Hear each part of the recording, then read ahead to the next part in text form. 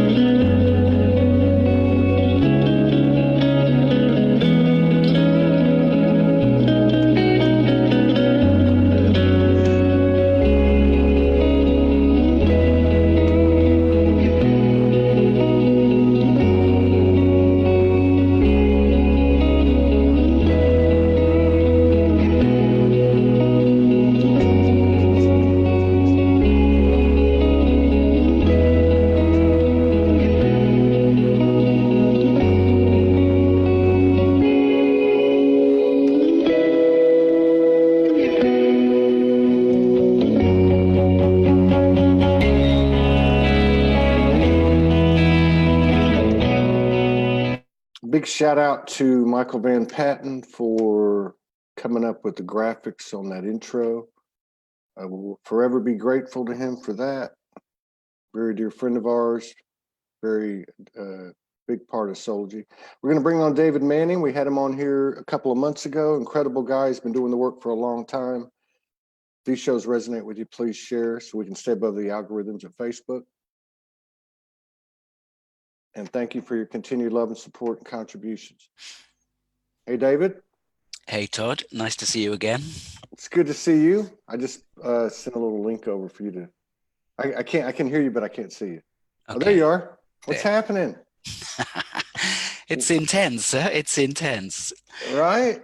It's been nonstop since we last talked, I guess. You know, it just. What was that, about 2 months ago, right?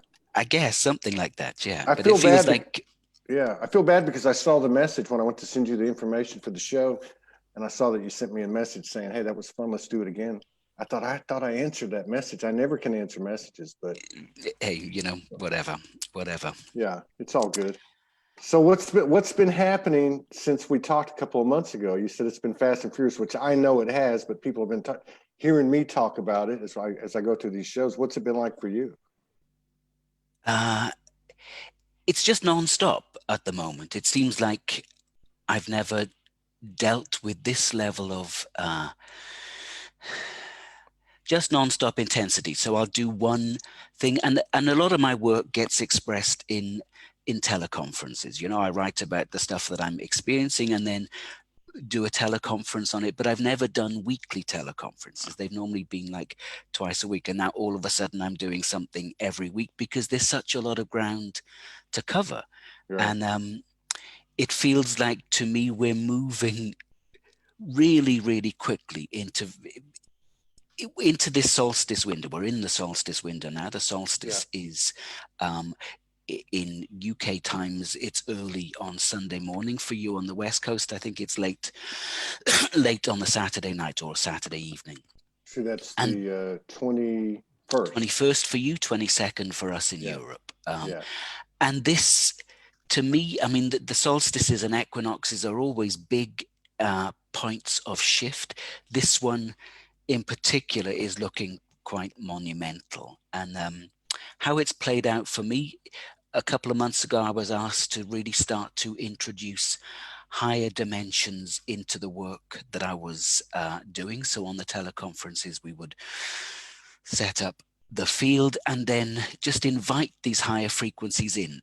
First, we started with the fifth dimension, then sixth, then seventh, and these energies would flow into our collective field and the individual bodies present on the teleconference, because they want to be present now. It's no longer about us going out into these dimensions. Yeah. These dimensions are coming in and anchoring through human bodies.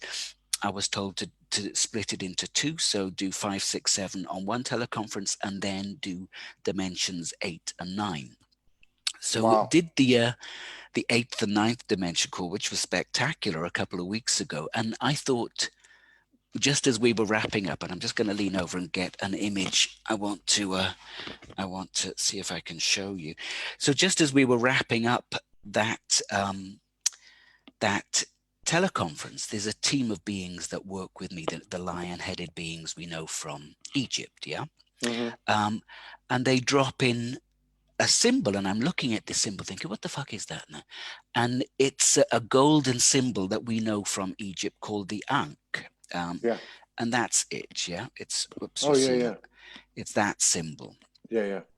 Now, that symbol is the symbol for immortal life or eternal life, immortality. It's a very powerful symbol as it comes into our collective field. And as I don't say much about it, we just sort of wrap up the call, and afterwards I meditate on this symbol, and I realize that we are, from my perspective now, being asked to remember our immortality. Yeah. So we've had a long period of a trawl through density where we got separated from the idea of our immortality, and we believed totally in our mortality. Yeah. Religions fooled us into the lie that we are sinners and that immortality is something that has to be earned and worked for, rather than it being just the innate pattern of what we are. So now I think this solstice is the point where we really begin to shift out of all of that deep patterning in density, and we start to remember wholeheartedly and as a total energetic experience the fact that we are immortal, that we're dipping in and out of physical reality, but we never die. And this, it sounds obvious, we know this at an intellectual level, but to know it at a cellular level is something very, very different. True. I think that's where we're heading now. So I think this is monumental. I think this is extraordinary where we're moving. Yeah, I agree with you. And I think now it's been about 4 or 5 nights ago that you mentioned this, that you were mentioning this about your groups where you were connecting with the 5th and 6th and 7th and the 8th and 9th. So it was 3 or 4 nights ago, and I talked about this on a couple of shows, but I want to get your perspective on it. So we lay down every night and we put our hands together. Everybody knows that, and we connect. And we had a very profound communion. But after it happened and we went silent, and as we started to go into dream state, I had these faces pop in front of me that were very distinct, almost scary, very ancient. And each one of them came. There was maybe 5 or 6 or 7 of them, right? And I said, "Who are you?" And they said, "There is no you. It's a we. We are a we. We're coming from," and I can't remember all the dimensions the way they laid them out, because they talked about the 6th dimension primarily, the 7th dimension to a degree, and then they mentioned the 8th and 9th, but I can't really remember what they said about it. But they did cover those up to the 9th dimension. Now, what they were saying was that at that level, which I think would have been the 7th, maybe the 8th, but the 7th or the 8th, it wasn't the 6th. And they said that at that point, we're basically like composites or conglomerates. I think they called it a complex, but groups of what we might call souls that were now speaking in one united voice. And that's the first time I ever saw that. And also they explained a little bit about how this works, how we were like left with a choice in this, what, 3rd dimension, 4th dimension, we have a choice to make. When that choice is made, we move on to the next. And then it kind of meets up again. Some go to the positive charge, some to the negative charge, and we kind of meet up again. But I also got the firm impression that they were landing, like they were landing. They were maybe it was an embodiment or something. I don't really fully understand it all, but very much resonates and aligns with what you're talking about, with what you've been experiencing in your groups. And the other thing that I would say is I watch a few people that do post and do functions, gatherings, or the type of thing that you do, like on a monthly basis.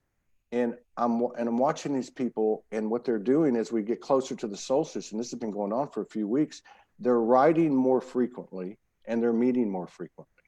Yeah. So there's something to that as well. Yeah, there's this big swell of energy and this almost like an urgency to get the information out there and to have people primed by the energies that are available, so that it, you know, the more you get used to being in high frequency states, the less rocky it is. And if you're not used to it, it might well feel like a bit of a like you've hit turbulence in an aircraft or something, you know. So the more you get used to these high frequency states that are really, really available now, and as you say, they're coming in, they're embodying now. It's not something that is outside. And it really intrigues me that you talk about this we, because I don't know, 4 or 5 years ago I was meditating, and there was just a big download of energy, and I was told it's time to give up the idea of yourself as an I and think only of yourself as a we, because that's what you are now.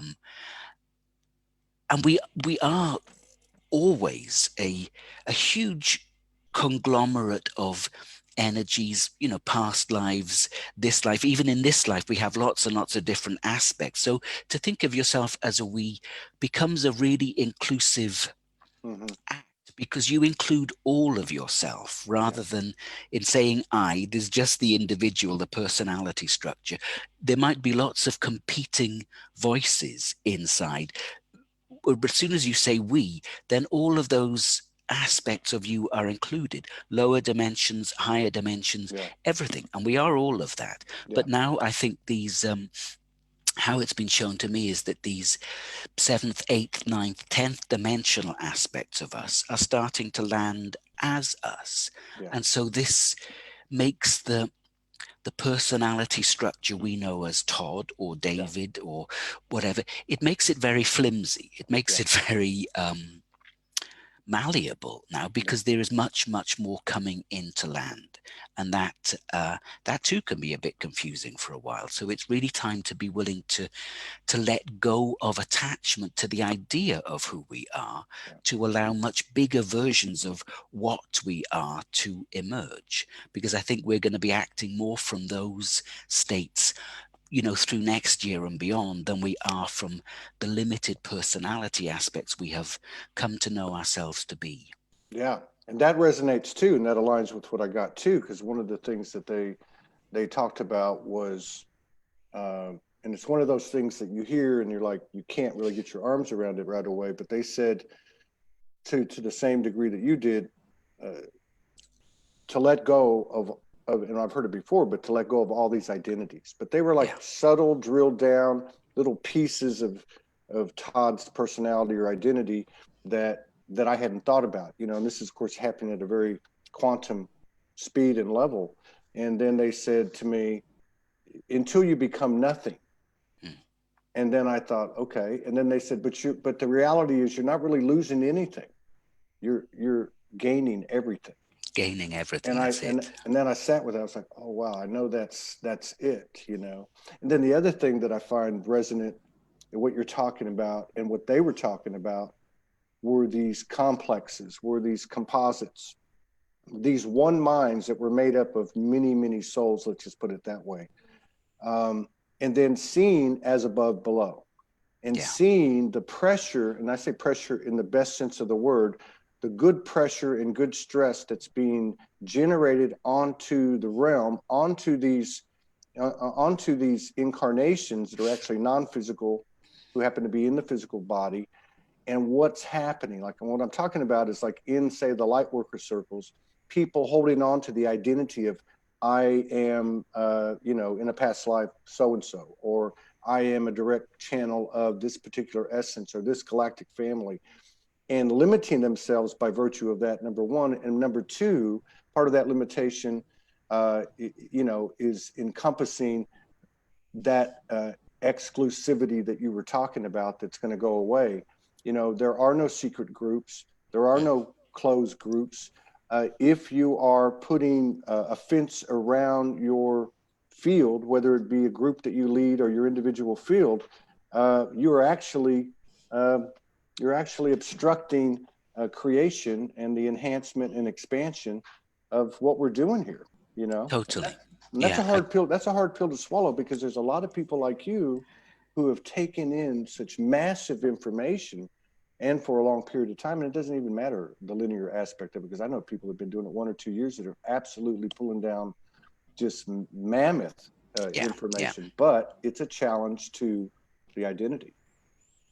It is. I mean, we're all being encouraged to just move beyond all of the boundaries we've ever had and recognize, and this is the lovely thing that always is shown to me, that there is just one body of humanity, you know, and it's split up and separated into billions of individual bodies, but we are moving back into our collective mentality where everybody, as you're really tapping into source intelligence and source wisdom, it's the same intelligence, but it flows through you a little bit differently than it flows through me. But all of that is synchronized from places way beyond the human understanding, in a sense. So we don't have to worry about that synchronization. We don't have to defend our little space or, you know, work for our little crust. It's all sort of taken care of in ways that we don't really understand at the human level, but that is wider, vaster level. Everything is accounted for. And that's where we're moving. It's this beautiful synchronization of the one body of humanity that we've always been a part of. That we've always had that, but we've had this, from my perspective, 13,000 year trawl through density since the fall of Atlantis. And now it looks to me as if we're reaching back in time, anchoring ourselves back into the golden time that was Atlantis, because that was a long civilization, pulling the wisdoms we lived forward, but we're also accessing future selves, if you like. So what we're starting, or what is starting to emerge, is something totally new that hasn't ever been played out on this planet before. But it's a mix of the ancient and the future in the present. And what's starting to happen, I think, is that 13,000 year gap of density is starting to fall away. It's like we're waking up from the nightmare that was and recognizing none of it was true, because we're not actually impacted or affected by it as soon as we recognize that we're not impacted or affected by it. And we can spend lifetimes trawling through the wounding, but there's no fucking point anymore, because we've done that. It's just time to recognize our immortality, that we're not touched by the stuff that happens here. It doesn't work. It doesn't affect us particularly deeply. Does that make sense? Yeah, I'm getting chilled. I've been getting lit up for the whole time we've been talking. But you know, and it even goes further than that. I know, you know, I look at people like you or Morgan, and I see the attunement they have, that, or at least the ability to and I'm talking going back 2, 3, 4, 5, 6 years, and the ability to articulate these things with such minute detail. And then I look at my own situation and other people who are more feelers, you know, but they get it like at this level up here, but they can't really compute it down here. But one of the things that's always come through for 8 years with me has been, anytime I've had these moments like the other night, and you're describing exactly what I'm talking about, and that is the past and the present and the future, they all merge. So not only in this case with Atlantis, for instance, or even Egyptian time or Sumerian or whatever it might be, not only are we, you know, pulling back those memories and those experiences, we are, like you said, we're able to do it now without the traumatization, you know, which we probably learned through detaching from our own traumas, at least in this incarnation, working through our shadows and all that. But we're actually going in, and we're going back to, let's say, a 0 point or a grounded point in that experience, let's say in Atlantis, and we're picking it up from the best point and then expanding it. And to me, that is the correction of a timeline as we move towards one singular timeline. So I'm with you. It is monumental. It's incredible. I mean, we had an incredible experience last night in our communion. And I know as the individuals go, so goes the collective. So something huge is coming with this solstice. And I'm with you too. I think it's already landed. We're moving through that period now. And then we were right into this, what is this, 3-hour eclipse on the 26th. Oh, just Yeah, keep. so all of it, I mean, the timing it's perfectly orchestrated, isn't it? And then there's this big, what is it, Saturn Pluto conjunction on the 12th of January, which I think really kicks some heavy duty action into the, the corporate structures on this planet, the governing structures, or the structures that have been governing this planet. I think we start to really see the collapse there with that now. And I don't know that there's going to be any huge financial collapse. I've never really felt that. But what interests me is, recently I've been invited, a long-standing client of mine, happens to work in one of the world's biggest accountancy firms in the financial district in London. So she's invited me to start to work with that company in that area. Now go up there and start to meditate, and London is a very powerful city, connecting into the lines of energy underneath that city, and the earth rises up and says, I'm reclaiming this space now. I'm taking it back. So the principles of integrity will be rising back into the financial systems of the planet. That's going to take a while, and it's going to feel a little bit rocky, I think, because some people are really entrenched and defending their billions, as it were, rather than releasing the funds so that we have a much more equitable society on this planet, which is what it's meant to be. And I think, and that's a great point, because if you look at the physical representation, or the energetic behind the physical representation of, say, hoarding money or holding on to a certain system, that's the identity.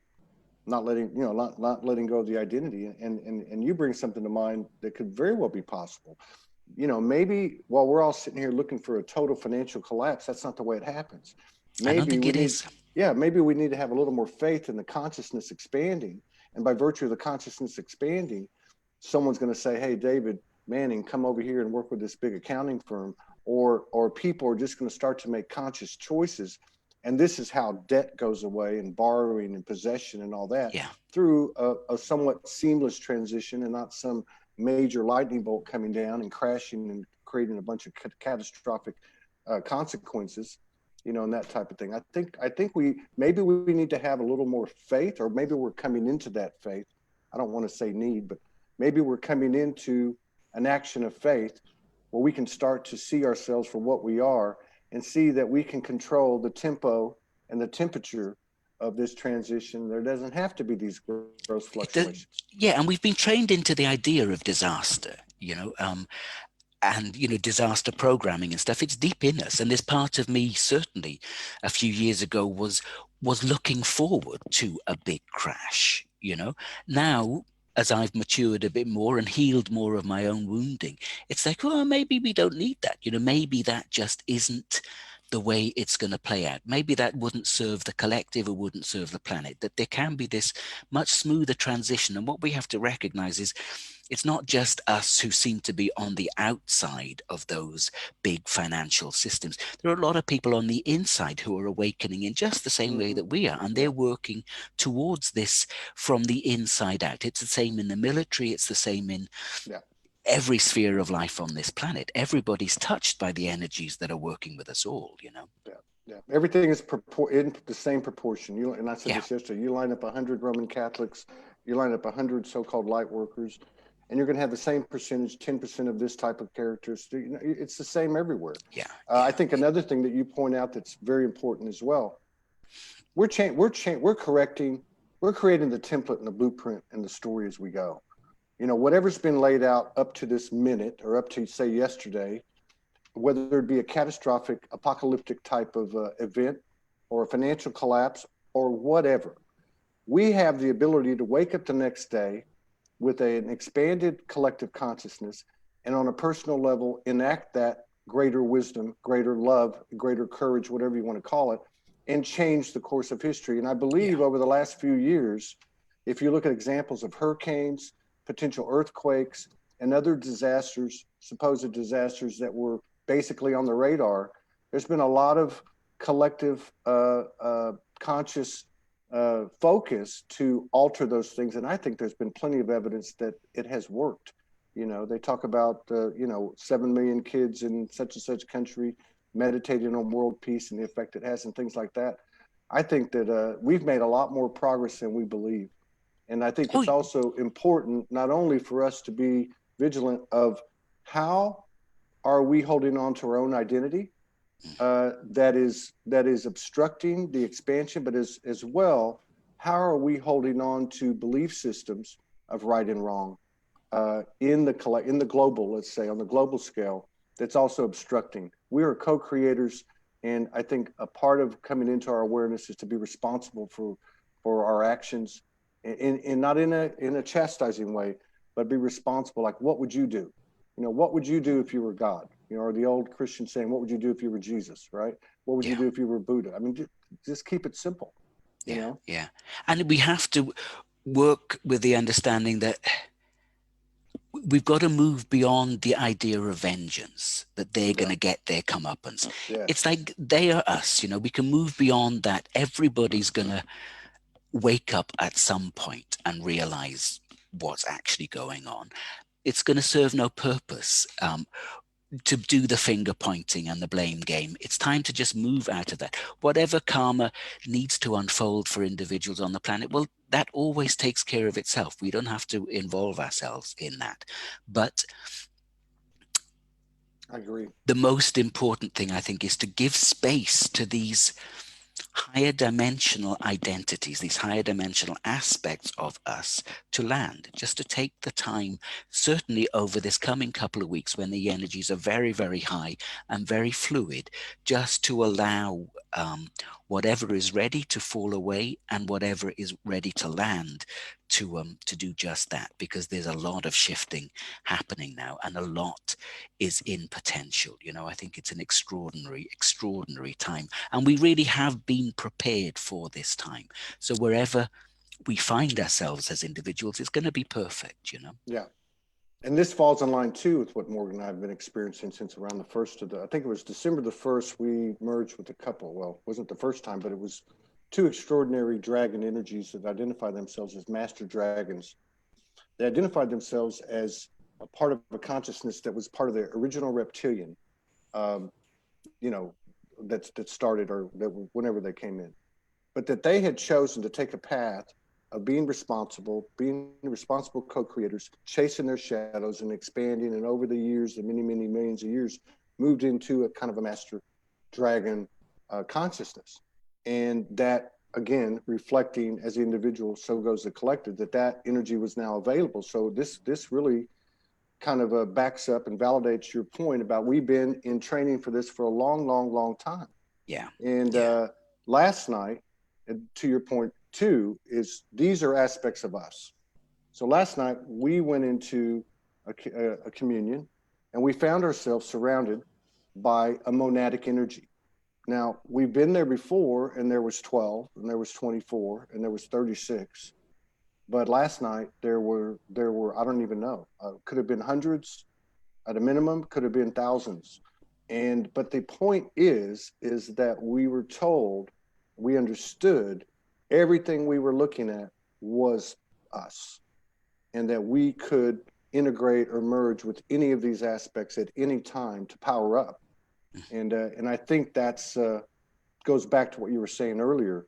We've come home, Yeah. and Yeah. we're coming home in this vessel, which really makes it extraordinary, because we're actually in a physical form.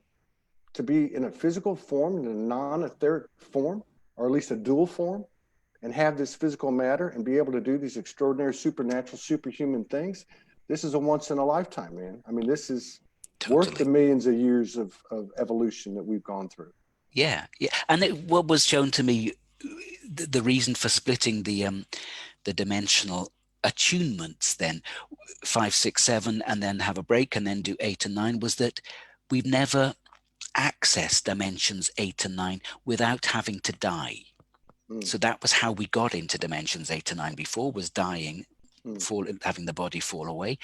And then we could ascend into those dimensions. Now those dimensions are becoming present to us. So we no longer have to do the thing of dying to get into these higher dimensions. But that is also a belief system in the collective field, that you have to die to access these higher dimensions. And so For some, it is literally going to feel like, oh my God, I'm dying. And of course we are, to an extent, because the old personality is dying and falling away to make way for these much, much stronger, clearer, lighter, much more far perceiving aspects of what we really are. And we've just been disconnected from those for a period of time, that we all chose to go on this weird and wonderful journey that we can call density. I look at it like, I love what you said earlier too, because getting past this vengeance, right? Getting past being the judge, being the jury, being the executioner, or whatever you want to call it. But I look at it like this, okay? So we all put together this big play. Yeah. Like, we're literally in the audience and on the stage, but we're in the audience watching this big play, and you've got your different archetypes, different characters. And we're writing the script too, huh? Yeah. And you're so into it that you actually, the play ends, everybody bows, but you still have some animosity or bad feelings towards these characters. I don't think we should be focusing so much on military tribunals. And I'm not saying that we shouldn't. I'm just saying, I think there's something greater than that, greater than bringing justice, greater than satisfying ourselves and seeing people that are, made to walk the plank or put their feet to the fire.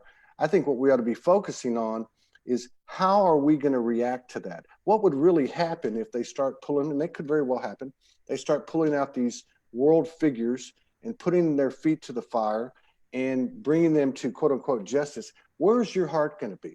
Is your heart going to be like, oh, way to go, kill them, hang them, whatever? Or is your heart going to be coming from the higher level, these higher aspects of ourselves that you're mentioning and talking about, people are becoming more aware of? Are you going to allow that energy in and get past this illusion that has been the whole trick of the game? Yeah. It's important. And there are all roles to play. I have very clear memories of when some of the roles were being handed out, that I stuck my hand up and said, I'll anchor some of those fields of darkness. And I went ahead and spent thousands of years really playing in some of the darker fields on this planet, which is why I get to help in their dismantling now, because I know them inside out. But that's a tough role to take on board, to anchor fields of darkness, because that's not natural for us. You have to really bend yourself out of shape in order to do that. So it's the same for those people caught up in whatever they're caught up in now, the military industrial complex, the sexual abuse and murder of children, all of that sort of stuff. It's a really harsh level of reality to be working with. Whether you're victim or persecutor, it makes no difference, really. The tables always flip and get turned. I went through a big pattern of rape and sexual abuse as a very young child myself. And I'm extraordinarily grateful that I didn't perpetuate that. But I had to do a lot of work to extricate myself from sexual conditioning and sexual addiction that was running my life for a long time, But that gives me a bit of insight into how sticky and how heavy duty are those fields of energy, and how those, I can really understand how the sacrifice and the use of young children would perpetuate a type of power game on this planet that is really, now falling apart. Those people engaged in that are going to be terrified. And whatever needs to unfold for them will unfold. But I'm not interested in spending a lot of my time seeking them out or searching out that information on Facebook and various platforms, because it's done for me. I've done the healing I needed to do for that, and that's cool, You bring up several good points here. One, I just want to make the point that there's no one here to blame. No one is to blame. I'm sorry, because I remember reading The Afterlife of Billy Fingers a few years ago, 7 or 8 years ago, when I woke up, and he talked about, if everybody could just see the energies that are around them, of course, and we were less mature at that point collectively, and you could see the influence that they have on what we call a human being, you wouldn't blame anybody for anything. because we're not even making the decision. It's aspects of ourselves that are still wild and unruly, and we haven't got everything aligned and under control, which is, I guess, the purpose of what we're doing here, the expansion by the alignment that we have made from the consciousness of the human. I think that's something we got to take it easy a little bit, give ourselves a little bit of credit. I mean, now the other thing I think that's so important that you're talking about, and this is really Morgan's forte, is polarities. You talked about what happened to you in the early part of your life. Same thing happened to her. And I remember she was talking to someone a couple of days ago, and she said, I was in the dark side of sexual energy in the early part of my life. And the same thing that you said, I'm grateful for it because now I'm in the early stages of sacred sexuality. So the polarities, which represent everything that we are confronted with or that we experience in this realm, the zero pointing of that seems to be where the freedom, the sovereignty, the liberation is, the expansion is. And I think that we can look at almost any situation. Really, we can look at any situation and find the polarities, whether it be I was abused as a child. I did not perpetuate that. I did not further become a victim, but I did not further become a victimizer, because it's one and the same thing. I mean, if like from what I've learned from her is, if you don't clear one side and you identify or say over-identify with the other side, which here we go with the victimhood and all that stuff, you're still going to carry it in your field. And you're going to your words, you're still going to perpetuate it. And you're either going to be a victim or a victimizer. Yeah, and a victim requires a persecutor in order to play the game, so you'll just pull that experience into your field. But there was something happened to me years ago when I was caught up in the healing process of all of that, my addiction and the abuse and all of this sort of stuff. And I was asking, so why was my life like this? Why was it so crazy? And I was shown this beautiful image of this extraordinary wall, like a huge wall. And my awareness was just dropping right the way down to the base of the wall. And the wall was vast. Yeah. And as I dropped right the way down this wall, I was told, this is the construct, this is the wall of the human condition. And some of us are going to drop right to the bottom of that, to the basics, to the darkest, deepest levels of this, and then collapse the whole construct. And how you do that is by opening your heart to everything. And that's how we collapse the whole of the human condition that is built upon these ugly structures, and you just have to open your heart to it all. And then it collapses. The human energy field is a polarity collapsing device if we allow it to do that. It does it very naturally. All that is required of us is that we are willing to open our heart to whatever life throws at us. And that collapses the polarities. It's very, very simple. Not easy, but it is simple. Well, it's the ultimate trust. It's not words, it's action. I've always believed faith is a moving thing. It's energy. It's constantly moving in motion. And I really believe as I've gone through these shows, and I'm like basically in a session, I'm the client most of the time, but over the last few weeks, I'm starting to realize that's where the universal womb is. The universal womb is when, at least in this realm, where you collapse these polarities and you hit that 0 point field. And that is like the chamber of creation, man. That's where you can, from a neutral point, where you're not too much light, too much dark, you can actually further creation, which is phenomenal. Again, this is a monumentous thing you're talking about, is that we're actually doing this in a physicality. Yeah. And it's always that, isn't it? Because those polarities, victim, persecutor, whatever they are, they're always going to be masculine, feminine and masculine. That's what they boil down to. And as we bring those together, then you've got the birth of something new, always. So the collapsing of polarities is always bringing the masculine and feminine together and having something new emerge. And that's what we do. That's what the human energy field is. And now, collectively, we're giving birth to who knows what. But it's going to be extraordinary, I think, Yeah.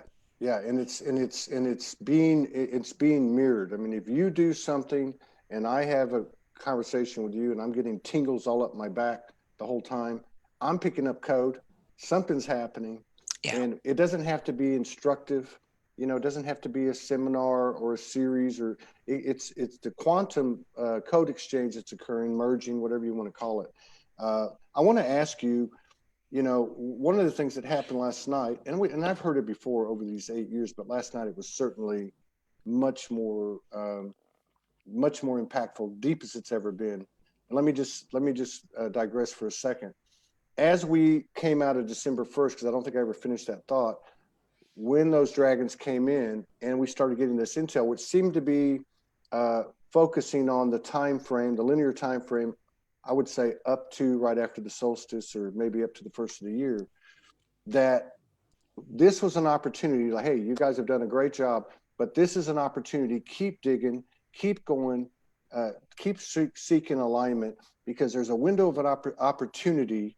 It's not about live or die, but it's a window of opportunity for a tremendous amount of expansion through this period, which I think you were mentioning earlier. But one of the things that they told us last night was you don't realize the huge team that you have behind you, and this was like deep. I mean, it was deeper than calling on the angels, and nothing against angels or anything like that. But we have this multidimensional team of our own aspects, our own cosmic DNA, our own lineage, whatever you want to call it, that is ready and available for each and every one of us. And I think that's the other thing that I would say too, that you were talking about. As one of us starts to do it, then another one picks it up. And it's the 100th monkey on steroids. I mean, it's a cosmic, galactic 100th monkey, millionth monkey thing. I don't know, but I think that's Yeah. part of the reason, like you said earlier, that the last 2 months it's been changing so rapidly. Because as much as everybody has said, "Oh my God, what the hell's going on?" there's been huge expansion everywhere I look, in the community over these last 60 days, 75 days. Yeah, totally. And I think this is right. This is one of the things I wanted to mention, was the fact that there is this extraordinary level of support now. We have believed ourselves to be alone for thousands of years. That's the whole journey of density and separation. But now we are coming back into the awareness and the full recognition that we never, ever have been alone. We are just like the tip of an arrow or the tip of a pen scribbling across the paper, and that paper is the surface of the planet. But the ink and the hand holding the pen and the thoughts flowing into the pen, that's the sort of level of backup that we have and that we are. It's not out there. It is this thing of we are integrating, we are becoming again the higher dimensional aspects of us, and that's really beautiful. Interestingly for me, that months ago I booked a couple of tickets for me and a friend to go see this Tutankhamun exhibition that's now traveling the planet. It's visiting 10 cities. If you get a chance to go see it, because it is beautiful. And I think, again, it's a real activation.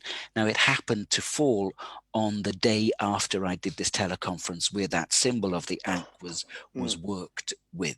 I didn't organize that, but that's how it plays out. When I was wandering around this beautiful, beautiful exhibit, sometimes I was moved to tears.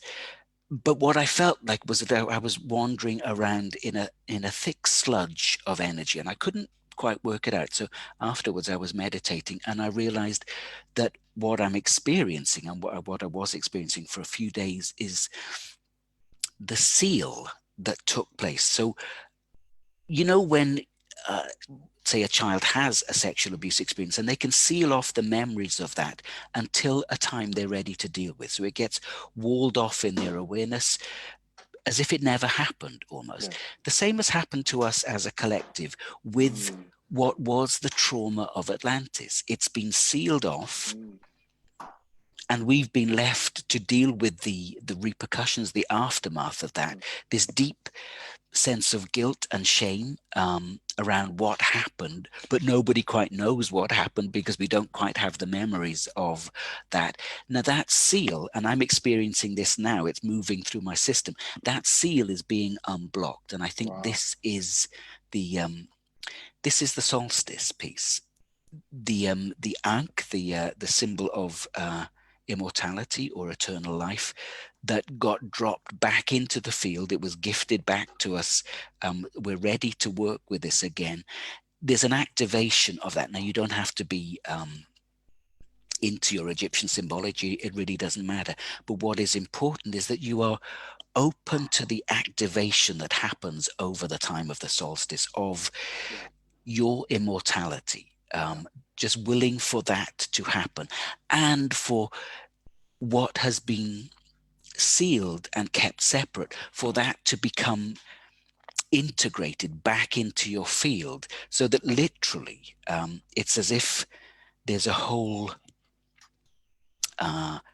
huge part of our field that isn't available to us at the moment at a collective level. This is going to come back online over the next, well, it's certainly starting with the solstice, but over the next couple of months. It won't all happen at once. And of course, we're all in a little bit different places in our evolution. So some of us will get it, quickly and there and then. For others, it'll take a bit of time. But we are opening up. And I think, we can't quite imagine what it's going to be like, because we have no framework for reference on this. So it's going to be mind-blowing, I think. That's a brilliant explanation you just gave it. It's absolutely brilliant, because that's within, without, right? And of course, being married to a practitioner who specializes in what she specializes in, one of the things, as she was taking me through this when I first met her, the traumas that I had hidden, she explained to me how humans disassociate. They disassociate to get through the trauma as the trauma is occurring, and so on. And this is that seal you're talking about. Yeah. Well, not only does that protect the psyche, right? But what it also does is it creates a channel to the higher dimensions, to the multiple dimensions. So that's the other side of the seal. One part of the seal, if you look at it collectively, which is really a macrocosm description of what each one of us have gone through individually, the things that we block out and seal, is that with these memories coming back is also going to be access to, or greater access to, an enhancement of our ability to hear with clarity and see with clarity, and utilize the skills and abilities that come from the other side of those seals. So that makes a lot of sense to me. And that you put it on a collective level even makes more sense to me, because it's exactly what happened to each and every one of us on an individual level. Totally. It really is. I mean, we really are a microcosm of the macrocosm. And as you work through your own hidden places and your shadow, you make it much easier then for the wider collective to integrate this as it comes. And that's the shadow work for each of us.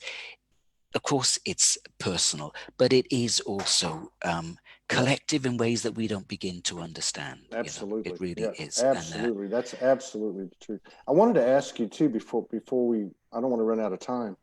When you talk about the group that you've been gathering I know you've been doing it for quite a long time. You made reference to at the beginning of the show that you had been increasing the frequency of the gatherings. But what I wanted to talk about or ask you about specifically was in regard to our teams, in regard to our multidimensional aspects that we're embodying and that we're bringing in. How do you, in a group setting, how do you go about pulling those aspects, that energy into, let's say, this portal or this vortex of one or more people? Is there a way that you do? It's just purely intention. And I think the fact that a group of people gather around an idea. So I might write a couple of newsletters that attract people's attention. They think, oh yeah, that resonates. I'm getting, chills as I read that, whatever. I'm going to sign up for that. So there's already a collective agreement that we're going to work on something. Now, I never quite know what's going to happen. I get a little bit of information beforehand, but I'm usually taken by surprise by the energies that show up for a teleconference. And that always, amazes and delights me. Like this ankh dropping in the other week, I had no idea that was going to happen. And then we just go through a layered invitation where we anchor into the core of the earth and invite the intelligence of the earth. We might invite the intelligence of the nature spirits or the crystalline realms, always the lion-headed beings, because they're a big team of energy that work with me. So the higher self of every individual, we invite that. Then the guides, overseeing that individual's evolution, we invite them. Usually the teams of beings overseeing planetary evolution. And with each invitation, you get to feel the shift in the collective field. So it becomes a very, very powerful field that is, from my perception, becomes like a lens, an amplifying lens that is a planetary field. And then the work we do is for all of the individuals that show up or listen to the recordings, but it's also for the planet. And we weave a template of possibility that then gets offered back to the collective so it makes it easier for somebody in the future looking for the piece of work we've done, or for the codes or the intelligence, the information. It makes it easier for them to access that. And then what I'm realizing is all of the teleconferences that I've undertaken over the past 5 years, the information and the intelligence of all of those teleconferences is woven into the field and is always available. So if somebody shows up, I'm doing a teleconference at the time of the solstice over this weekend. If somebody shows up for that for the first time ever, all of the intelligence of everything I've ever done is woven in and is available to that person. And that's how multidimensionality works. You don't have to be present for it all, but it's all on offer. It's all available. It's that same past, future, present integration that we were talking about earlier. So they walk into that field, they have access to everything from going back, going forward. I wanted to just give you an opportunity. You mentioned you have a gathering on the 21st or 22nd. It's early in the morning, so I always like to do a teleconference at the time of the solstice or the equinox. And this time around, it falls at 19 minutes past 4 in the morning for the UK, which is a shitty time to be doing a teleconference. But I've done it before. So you just wake up in the middle of the night and do it and then go back to bed. For the East and West Coast, it's okay, and a lot of my client base is based in the States for some reason. But and the recordings, then it doesn't matter, because the recording holds, I reckon, about 90% of the energy of the live event. So you can listen to the recording and it will help over that Christmas period when a lot of people are in a downtime space and there's a lot of fluidity around. And then I'm going to do a free teleconference on the Sunday between Christmas and the New Year. I think that's the 29th, just like a year-end review and a really deep letting go and an opening to what is available, So, and as I say, I'm always taken by surprise by the energies that show up, because. And so where can people get this information? And on my Facebook page, everything gets posted there, which is David Manning Energy Work. And then my website is www.davidmanningenergywork.com. Okay. So everybody heard that. Maybe somebody can type that into the comments if you don't mind, so we can have access to that. www.davidmanningenergywork.com, and I'll type it in afterwards. That'd be great. Yeah, that'd be great. Yeah. Cool. Yeah, this is good. I'd love to reconnect with you after the first of the year and see where everything's landing. It would be lovely, because I think. Well, you never quite know how the energies are going to play out. It's like a tsunami coming. You don't know where the shit's going to land on the other side of it. But I think a lot of things are going to get washed clean, including us. Yeah, I think it feels right. It feels right. It really does. It feels right. It really does. I mean, it's it's that same intuitive knowing. It seems like the more the multidimensional aspects get anchored within ourselves and embodied, the higher. It only makes sense. The higher the intuitive, and the more in command and confidence we have in it. And I think that's what you're seeing with people all around the world. Yeah. And I think we really don't understand how much just how much intelligence is or will become available to us. And as we deepen our connection with the earth, how much intelligence she has too, to put things to right, you know. It looks crazy and chaotic. It looks as if we've really fucked the planet up, but we haven't. A lot of that damage is just surface deep and can be corrected, I think, fairly quickly, just with a few intelligent inventions that are already happening, you know. Absolutely. So yeah, I think things can turn around pretty quickly. As within, without, you know, we do the work, and everything comes from there. Everything stems from there, you know. So we just, but I do think we've done a hell of a lot more. Like, just as we might not be aware, or we might underestimate what's available to us, you know, that ultimately means we've underestimated ourselves. And I think what we're talking about is ourselves. You know, we are magicians, we're alchemists, healers, whatever you want to call it, to the highest degree, and actually to an expansive degree. I really believe that's what we're doing here. We're taking it to a higher level.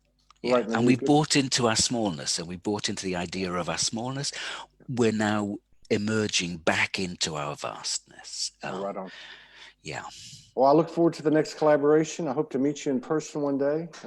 I'm planning to come to the States next year, so I'll be sure to look you up. No, you have to. You have to do that. We're mobile. I think we pretty much understand that. But is that your life now? You just have a mobile life, basically, at the moment, yeah? Or? No, this is not by. No, we're still working with the universe. We're in negotiation with the universe, but it seems like that this year we're going to be mobile in North America. It just feels that way, and I know maybe later in the year, or I don't know, but I know Europe is I know the whole world. All the borders are going to come down. Everything's going to come down. Totally. I mean, but if you come to the States, States, because I think this is a big year of collaboration, co-creation, especially on a physical level, you know, geographically. And so we're going to start the year next month in Florida at a conference, and we're going to put a little event together there prior to that. So just keep rolling with it. But yeah, we're in.